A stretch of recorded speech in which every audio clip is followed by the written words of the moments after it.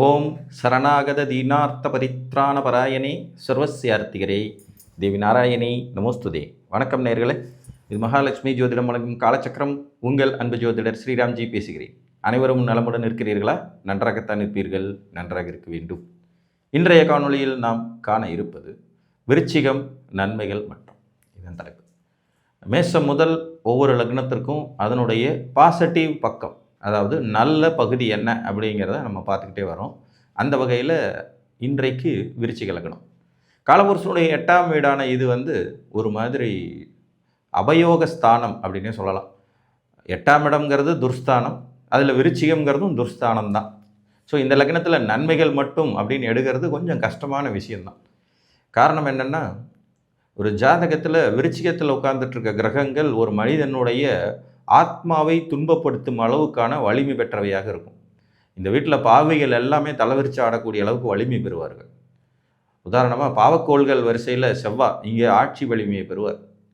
அடுத்தபடியாக பார்த்திங்கன்னா ராகு கேதுகள் உச்ச வலிமையை பெறுவாங்க. சனி பகவான் கடுமையான பகை சமநீச்ச வீடு அப்படிங்கிற அடிப்படையை பெறுவார். சூரியன் சம உச்ச வீடுங்கிற வலிமையை பெறுவார். ஆக மொத்தம் யாரை பார்த்தாலும் இந்த இடத்துல வலு பெறுவார்கள்ங்கிறது நிதர்சனம். ஆனால் அதே நேரத்தில் இங்கே நல்லதே கிடையாதான்னு கேட்டால் இருக்குது. 8ஆம் இடம்ங்கிற ரகசியங்கள் நிரம்பிய இந்த வீட்டிலையும் நன்மைகள் ஒளிந்திருக்கும். ஒருவருக்கு ஏற்படக்கூடிய திடீர் நிகழ்வுகளை குறிப்பிடுற வீடு 8. நார்மலாக 8ஆம் இடத்துல என்னென்ன நன்மைகள் இருக்குமோ அது பூரா விருச்சிகத்திலையும் இருக்கும். இந்த வீடு பொதுவாக ஒருவருடைய ஆயுளை தீர்மானிக்கும் சக்தி கொண்டது. பிறப்பை குறிப்பது எப்படிப்பட்ட விதியோ அதே மாதிரி இறப்பை குறிக்கும் வீடும் இதுதான்.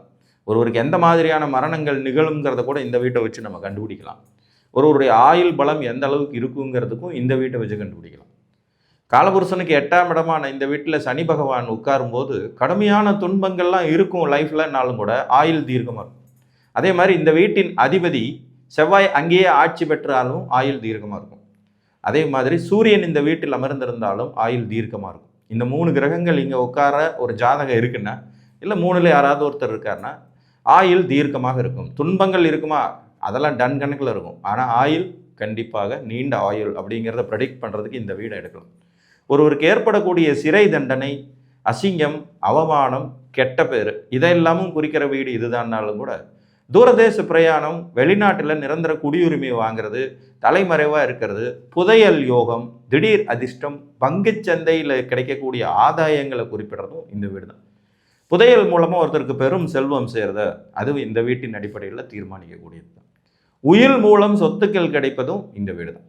நார்மலாக விருச்சிகத்தை வெற்றி கொள்ளவே முடியாது அப்படிங்கும்போது இங்கே உட்கார்ந்துட்டு இருக்கிற கிரகங்களையும் வெற்றி கொள்வது கஷ்டம். ஆனால் என்னன்னா, இங்கே உட்கார்ந்துட்டு இருக்க கிரகங்கள் அதிகப்படியாக துன்பங்களை கொடுத்து மனிதனை பக்குவப்படுத்தும் தன்மை கொண்டவை.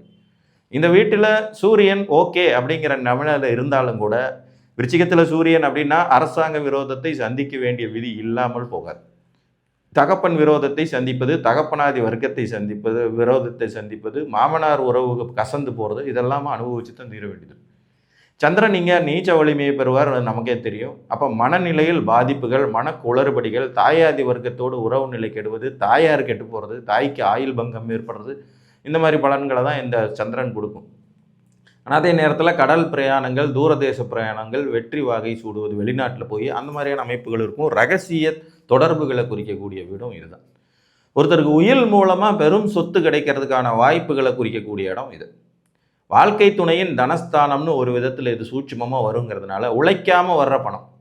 இப்போ ஒருத்தருக்கு டவுரி வரதட்சணை மூலமாக பணம் கிடைக்கிது இல்லைங்களா, அதெல்லாம் அந்த உழைக்காமல் வர்ற பணம். நல்ல வேலையில் இருக்கக்கூடிய ஒரு பொண்ணு மனைவியாக வர்றார், நல்ல ஆண் நல்ல வேலையில் இருக்கக்கூடிய ஒரு கணவர் கணவனாக வர்றாரு, ஒரு ஆண் கணவனாக வர்றாரு, இதெல்லாமுமே இந்த இடத்துல இருக்குது. அவங்க மூலமாக கிடைக்கக்கூடிய தனம், பொருளாதாரம், வளர்ச்சி, முன்னேற்றம் இதையும் குறிக்கும்.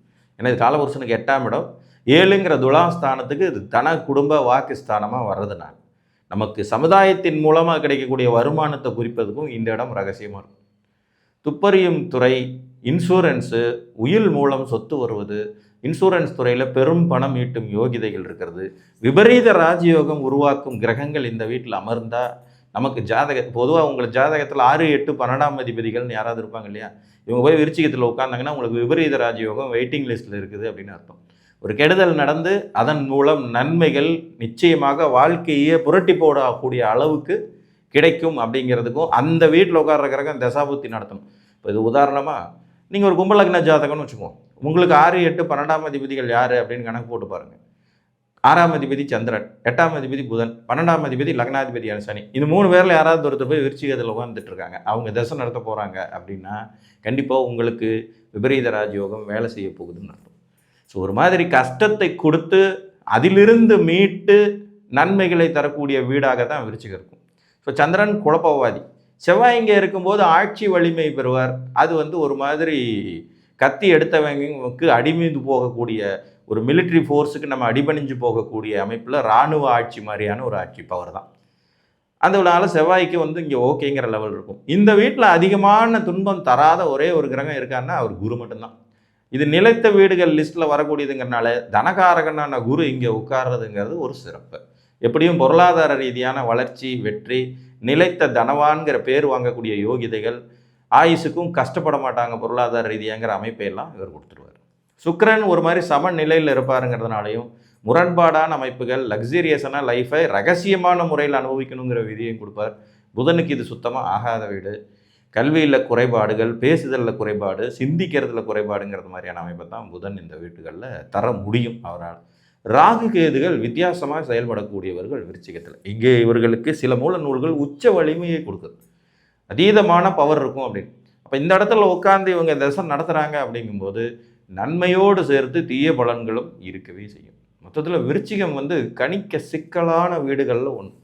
பொதுவாக இந்த 6ஆம் இடம், 8ஆம் இடம், 12ஆம் இடம் இந்த 3மே கணிக்க சிக்கலான வீடுகள் தான் காலபுருஷன். கன்னி வீடு என்ன செய்யும்னே தெரியாது. அதே மாதிரி தான் விருச்சிக வீடு என்ன செய்யும்னே தெரியாது. மீன வீடு என்ன செய்யும்னே தெரியாது. ஏன்னா இது 3ம் காலபுருஷனுக்கே டஃப் கொடுக்கக்கூடிய சவாலான வீடுகள். 6, 8, 12. இதில் கன்னி கூட பூமி தத்துவம், பூமி மேலே என்ன இருக்குன்னு ஒரு மாதிரி ஜட்ஜ் பண்ணிடலாம். ஆனால் விருச்சிகமும் மீனமும் நீர் தத்துவ வீடுகள். அதனால் தண்ணிக்குள்ளே என்ன இருக்குன்றதை கண்டே பிடிக்க முடியாது. அமைதியாக இருக்கக்கூடிய தெளிந்த நீரில் திடீர்னு பார்த்திங்கன்னா முதல்ல வெளியில் வருங்கிறது மாதிரி உயிரை எடுக்கும் விஷயங்கள் அந்த தண்ணிக்குள்ளே ஒழிஞ்சிக்கிட்டு இருக்கும். ஸோ ரொம்பவுமே ரகசியங்கள் நிரம்பிய வீடு இது. ரகசியமான முறையில் செய்யக்கூடிய நடவடிக்கைகள், உயிர் காக்கும் விஷயங்கள், இன்சூரன்ஸ் துறைகள், உயிர் மூலம் கிடைக்கக்கூடிய பணம், முற்றிலும் புதிய சூழலில் போய் வசிக்கக்கூடிய சூழ்நிலைகள், ரகசியமாக நீங்கள் செய்யக்கூடிய முதலீடுகள், ரகசியமான முறையில் நீங்கள் பணியாற்றக்கூடிய சில விஷயங்கள், இதுக்கெல்லாம் விருச்சிகம் யூஸ் ஆகும். விபரீத ராஜயோகத்தை தீர்மானிப்பதில் விருச்சிக வீடு முதன்மையானதாக இருக்கும்.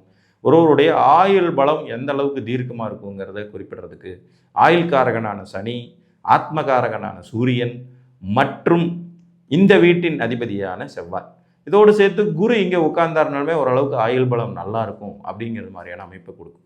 பொதுவாக விருச்சிகத்தில் இயற்கை சுவர்கள் அமர்ந்த நிலையில் இருந்துட்டாங்கன்னா பெரும் பாதிப்புகள் இருக்காது அப்படிங்கிறது மாதிரியான ஒரு யோகம் தான். இதில் குருவும் சுக்கிரனும் நேச்சுரலான சுவர்கள்னால இவங்க உட்காரும்போது ஓகே அப்படிங்கிற லெவல் இருக்கும். சுக்கிரன் கூட 50-50 சாய்ஸில் வருவார். சந்திரன் இங்கே உட்கார்ந்து நீச்சம் அடைஞ்சார்னா கண்டிப்பாக வளர்பிறை பௌர்ணமிக்கு நிகரான சந்திரனாக இருந்தால் மட்டும்தான் தப்பிச்சுக்க முடியும். மற்ற கிரகங்கள் தங்களுடைய கொடூர குணத்தை வெளிப்படுத்தாமல் போகாது. புதன்லாம் இந்த வீட்டில் உட்காரும்போது பார்த்திங்கன்னா குறுக்கு வழியில் சம்பாதிக்கிறது, செக்கு மோசடி, இந்த பேப்பர் டிரான்சாக்ஷனில் பிரச்சனைகள் ஏற்படுவது, ஆன்லைன் சிக்கல்களை சந்திக்கிறது மாதிரியான பலன்கள் இருக்கும். இனி இந்த இடத்துல நல்லதை எடுக்கிறதுக்கே கொஞ்சம் கஷ்டப்படணும். விருச்சிகத்திலேருந்து நன்மைகள் அப்படின்னு பார்த்தா ஒரு 25-30% நல்லதை கண்டுபிடிச்சிட்டோம்னாலே பெரிய விஷயம்.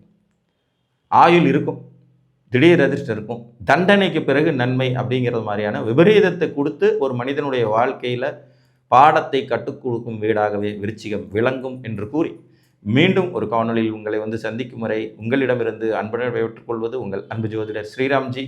நன்றி, வணக்கம்.